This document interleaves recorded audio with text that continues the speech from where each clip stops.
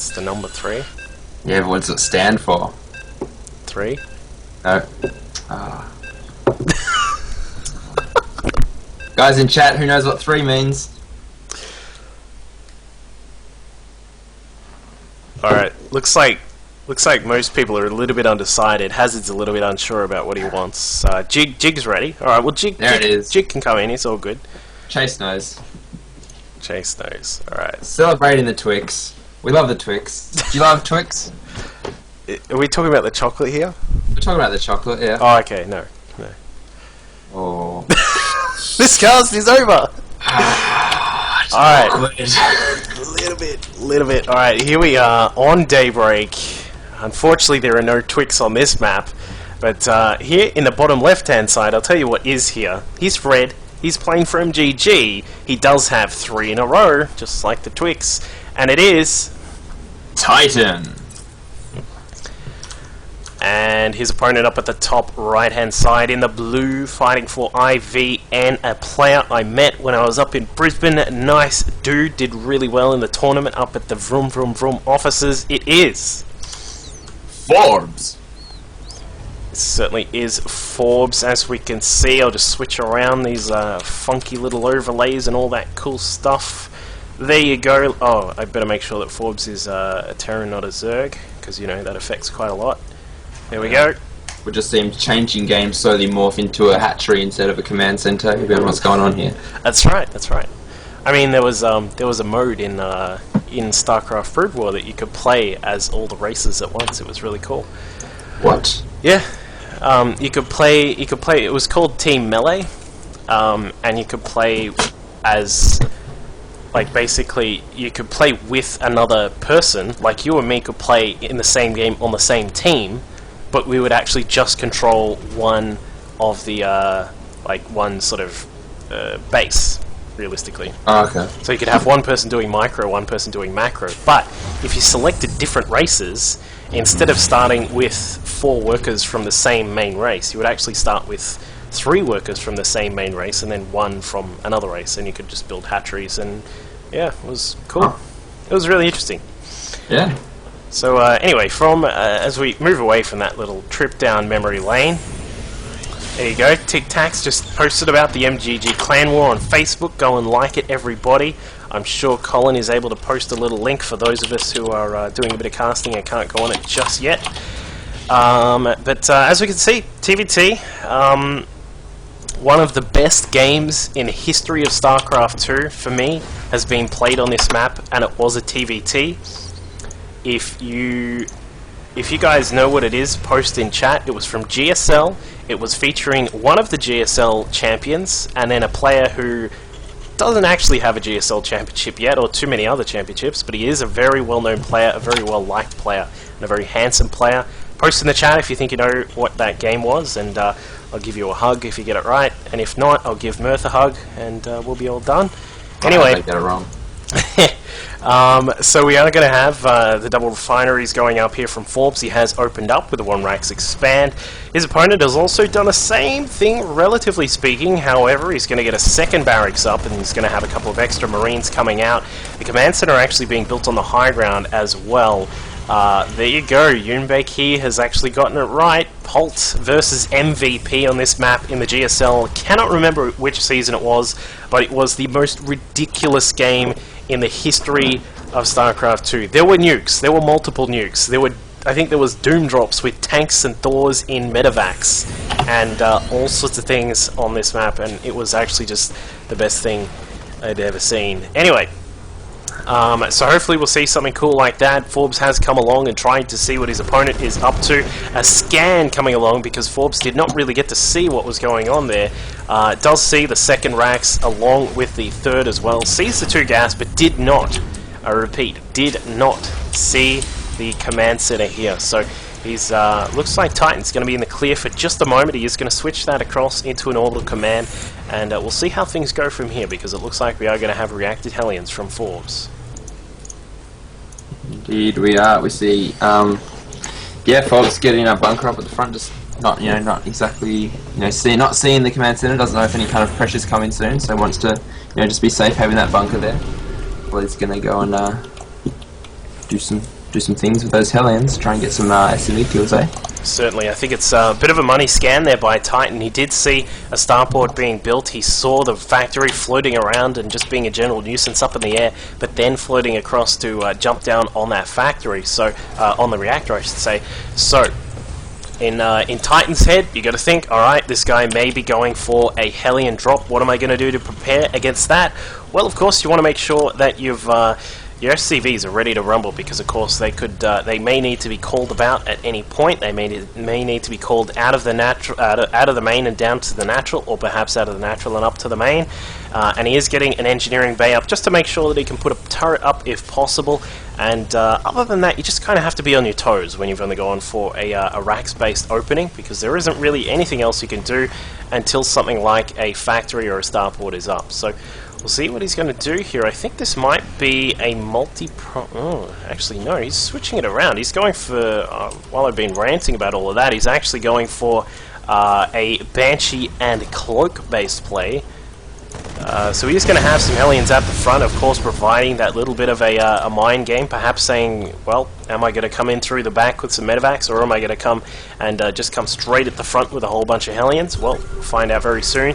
There is a scan from Forbes, just double checking what's going on, wants to see exactly what his opponent has defending at the front. There are a whole bunch of Marines, they've got their combat shields. Stim is only just starting now, so that's going to be quite far behind. And we'll see how Titan is going to defend against this incoming attack from Forbes. Yeah, exactly. He doesn't have a lot of energy on the orbital. Has been very good with his mules dropping in. Doesn't actually have a turret booting up yet, so this Cloak Banshee could get a few kills before it is driven away. Yeah, just Titan starting his own starport now. We see this Banshee going to come in around the back here. Get another Banshee. Going to wait for that Cloak to finish. Hopefully he doesn't do the preemptive Cloak before he actually needs it. Definitely. Doesn't want to waste any energy that he doesn't have to. There it is. These Marines coming in now, and a ghostly Cloak. Very nicely timed there. That was like just on the verge of being attacked by those Marines. As we can see, the Hellions then coming in the front. There are a whole bunch of them. 8 Hellions have actually just said hello boys to the front door and get a little bit of damage done. The Cloak Banshee now coming through as well, but beautifully deflected by Titan. I think that was really nicely done. Like, I like the strategy that Forbes was trying to pull off there. He's going to say, you know what, you're going to pull all of your SCVs down to the natural, then I'm going to bust in with some Hellions and roast them all up. But Titan, well prepared, was just going to say, kept his cool, as he did in game number 1 when he had to deal with Laughing Man's cannon rush. Kept his cool and kept the SCVs out of danger, relatively speaking. 7 went down, but realistically that was a lot better than what it could have been. Yeah, but there is a lot of Marines out now for Titan and getting that double medivac. You're going to have a nice stim finishing up here and also getting +1.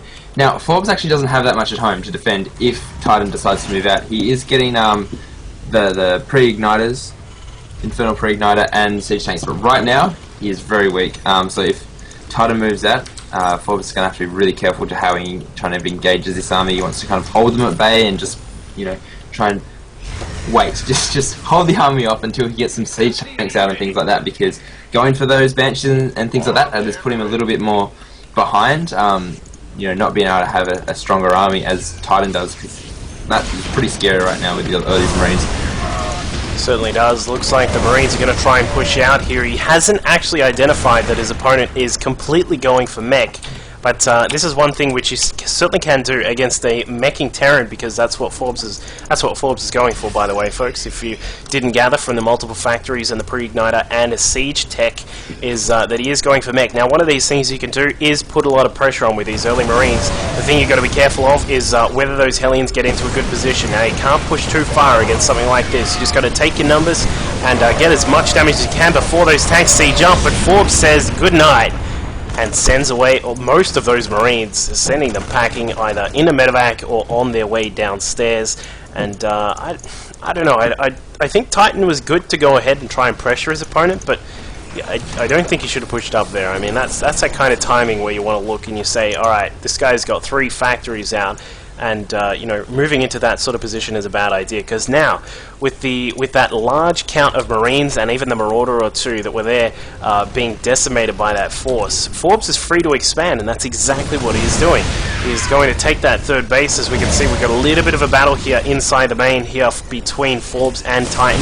The Hellions coming along, a couple more orders are there as well. Stim goes off, and he will catch a couple of the Hellions, but still, third base going up here for Forbes, and that's going to put him in a really, really nice position, especially when you're going mech against a Bioterran. Definitely. Just really great micro from Forbes there with those Hellions, you know, just getting the shot off and then coming back and getting the shot off. Just, you know, in that, when Titan was pushing up, just, you know, taking a lot of those Marines out was really good. Also just, you know, lowering the force. Yeah, definitely. And I'm not sure how I feel about this at the moment. Titan, there it is. I was going to say he still hasn't actually started 2-2, but he's got that on the way now. Now, as the Bioterran, of course, you want to try and take advantage of the fact that you generally have a much more mobile force than your opponent. We spoke about it in the game between Titan and Nova X. We're talking about the immobility of mech. What you want to do is try and abuse that as much as you can, but Forbes, being a very, very skilled player, has already got a turret wall just up on the left-hand side of his base, and the medevac's trying to fly through that, not going to have a fun time at all. Going to have to turn around, and just beautifully done by Forbes, just prepared for all of these kinds of things to come out here. He's got a tank, he's even got one tank just sieged up here, just in case a drop actually gets through. So, very nicely done by him. He's got the third base, and Forbes is going to be sitting in a very, very fantastic position right now. Yeah, just Forbes showing that he definitely knows the meta of the TVT. Just going, and yeah, I do think that mech is generally going to do a lot better as it gets to later game. Yep. But you just got to be careful you don't lose your force, because it takes so long to remax a mech army, whereas the on the bio units you can kind of just throw waves around. So it's, you know, we're just got to see how it goes. Yeah, and if Forbes can actually deny bases from Titan, that's going to actually be really big as well.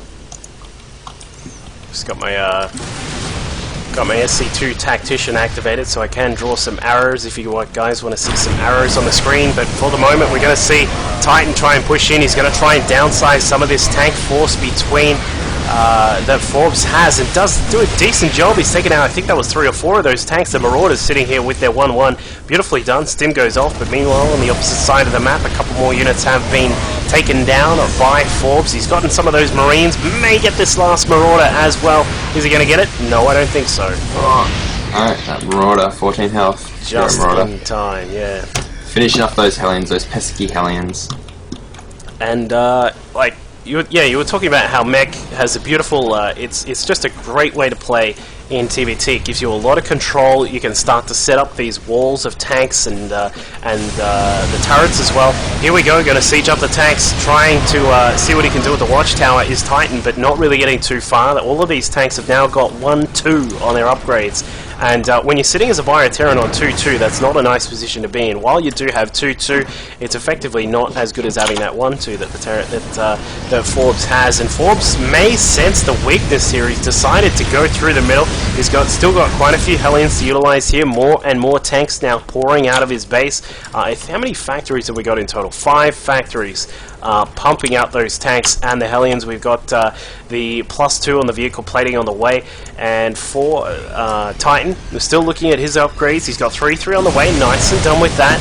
But he's just got to be very careful from here on, because those tanks are just going to obliterate every single thing he has. The only advantage he's going to have is that he's very mobile. And as we can see, he's starting to really try and use that as much as he can with another attack down at the southern side. Yeah, the Titan just has to really know his strengths here in this matchup, that he has to just be mobile. He has to be everywhere all the time.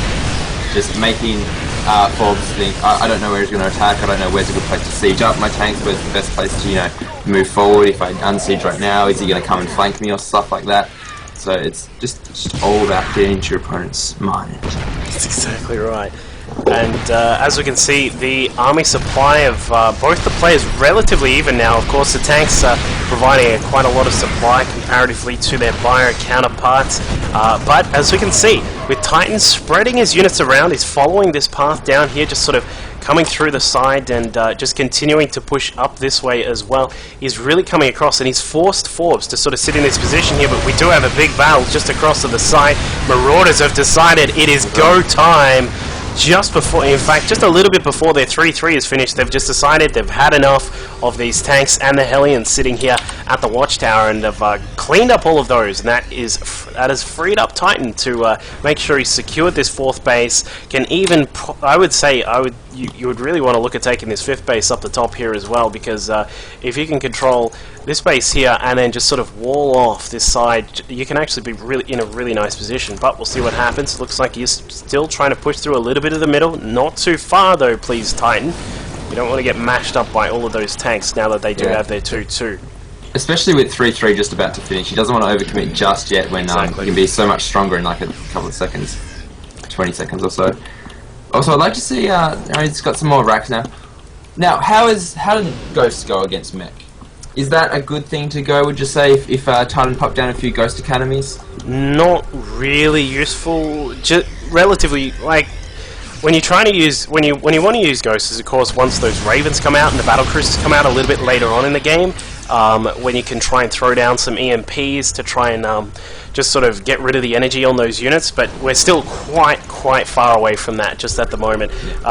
What we will probably see, like, is just these various sort of splinter cell attacks around the map where Forbes is going to have to try and spread out his units just as efficiently as possible. As we can see, he's got command centers going up. These could be planetary fortresses very soon. What I would like to see from Forbes is a little bit more of a sacrifice on his SCVs. He does not need 69 SCVs at this point. Can throw some of those away, make sure he's getting enough gas. He's still only got 1 in this in the gas guys are up at the 3rd base, but as we can see, he's being stretched just a little bit in the middle. Just Titan throwing away some of those units just to get rid of the tanks, and that's a relatively good trade. If you're just trading sort of 4, 5, 6 Marauders to get a couple of tanks, that's worth it, man. I mean, a Marauder is only going to cost you that small amount, 125 for the minerals and the gas, whereas the tanks are taking that 150 to the 125. So, you know, I don't think it's like totally a position that Forbes is controlling just yet, but he's starting to really put himself in a really good spot very soon. Yeah, Titan favouring more of the Marauders because they're just so much better against tanks, but you do need that still high DPS from the Marines. You know, running with some Marauders, then come in with Marines and just try and do whatever damage you can. But I don't know here. Titan has been pretty good with, you know, taking out these tanks and stuff. They are still slowly edging their way across the map. We see them now shelling the Planetary Fortress. Titan's going to come and flank them from behind, but the tank spread is still pretty good from Forbes. He doesn't really have a weakness spot here at the moment. We see there's more tanks down there. He's taken just down there. That's what they are. Yeah, they're just down there at the 4th base. But yeah, it's gonna be a little bit of a 4th base trade in a way, as we can see. Losing almost one of those orbital commands, but back on Titan's side, he is starting to lose. He's almost, well, he's lost a couple of units just across here, but Forbes not sure about that push through to the middle there. He wasn't really going to be able to get that planetary, and he's going to lose some of these SCVs here. Forbes really should have a couple more orbital commands at this point, but either way, he should be okay. He is going to need to fall back though. This push through the middle cannot continue. He's not going to be able to hold that up, especially when he's being stretched all the way back to his 3rd base. And with SCVs coming across to try and repair up these units, he's starting to just sort of, it's like he's flailing around just a little bit. Perhaps that push through the middle was not in his best interest. He's down to 118 supply right now. Where are those? Oh, SCVs hitting destructible rocks. Yep, this is not going to take too long to get rid of. We'll be here for a little bit, guys. Yeah. But there we go. We see, just Titan now bringing some SCVs down with his main force. Wow. He's going to run those SCVs in there, take the initial shell tanks, and then just try and clean up some more. So Titan feeling, okay, I'm feeling pretty good now. I've got a few command centers with orbital commands. We see up at the 3rd position, he's got 3 orbital commands there. So he does have mules, kind of rely on those mules, and going to get this. Cancel that command center, turn into the Planetary Fortress, catches it on fire, and they actually go down, burn down, and getting some more SCV kills. There it goes down. There it goes. So nicely done, getting that base. Titan is really starting to. I think he's taking a little bit of control of this map, but Forbes has said, you know what, the trap is set. Where is Admiral Akbar? Because this is going to go a little bit crazy. But the medivacs! The medivacs. Lift up, bro! Titan. Do you even lift, bro? Do you the medivacs? Do you even lift? and he's going to drop them in, and this could actually get some damage done because the tanks that Forbes has are just a little bit off to the side, but no, he drops it right in the range of the tanks. Perhaps not the best idea, but either way, he's going to get in. The tanks of Forbes are on move command. Oh my. Send the SCVs in to do some damage. Oh my, Forbes. He's just lost all of those tanks. That was like 8 or 9 tanks there. Now it looks as if Titan is starting to push in a little bit further inside Forbes' 4th base, but his 3rd is under threat. The SCVs coming around to try and get some damage done. They're chasing after their brother SCVs. They've had enough of this treachery. It's the North versus the South here in the Battle of the Terrans, and Titan, with his 5th base up to the top left, he's got all sorts of minerals coming in, sitting now at 87 SCVs, 2k income. He's now starting to really push through the middle. Forbes is in a large amount of trouble. I'm not going to say he's dead yet, but he's having quite a bit of trouble. His third base is gone effectively. His 4th is starting to sort of just come apart a little bit. It's kind of hard to say just at the moment, but he does have all these factories back at base, still producing tanks by the truckload. Or the tank load, I don't know, but yeah, exactly. But it is just, you just need that more critical supply of tanks, like, because at this point the Bioforce is, you know, proving to be quite good, and just showing the relentless ways. Like, as soon as they get in there, get a couple of tanks, and just slowly whittling away at Forbes now. So yeah, Titan is doing pretty good.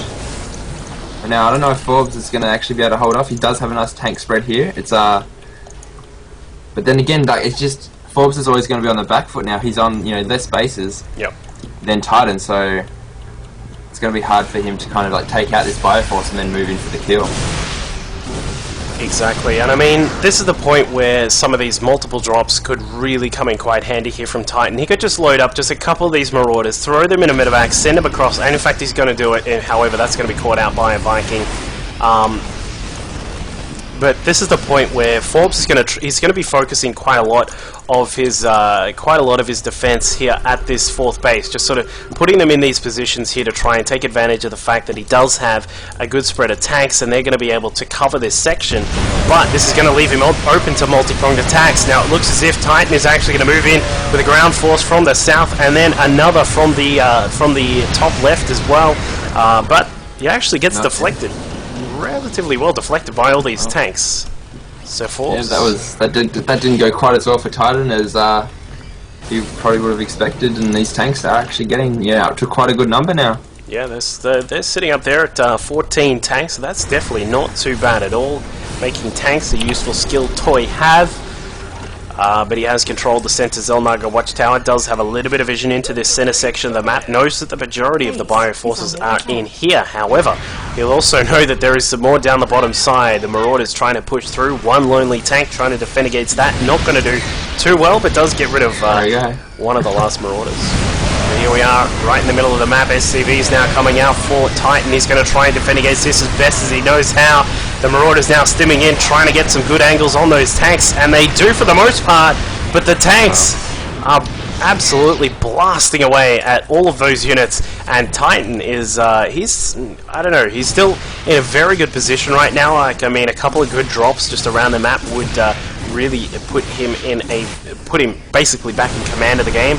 But Forbes is trying to put up his final stand, just pushing through the middle here, and we'll see what Titan's going to do. It's a really good position right now that Forbes is in with these tanks. Like, just for that engage, we saw that the Marauders and things couldn't actually get around far enough the corner to, you know, get into melee range of those tanks. But here we go, Titan's running and trying to get this base again, and Forbes is sensing it's time to move forward. Finally get that planetary fortress on that 4th. See a little bit of a base race here, maybe. Yeah, I think if we do though, Titan should have the advantage. Like he's got like all of these racks. Like he's got a total of, how many is that? 10 racks inside his main. He's now going to bring down the SCVs. He says, you know what, buddy? I'm going to bring all of these in. They're going to soak up all of the tank fire. We got the Marines and the Marauders approaching from the sides, and there go all of those tanks. And as you can see, that is going to be the end of Forbes there. So brilliantly done by Titan, taking command of the game with some well executed Marine Marauder styles there. Didn't actually have the opportunity to do too many drops, but I mean, when you can push those multi-pronged attacks around the place, it's still quite a powerful position to put yourself in against mech.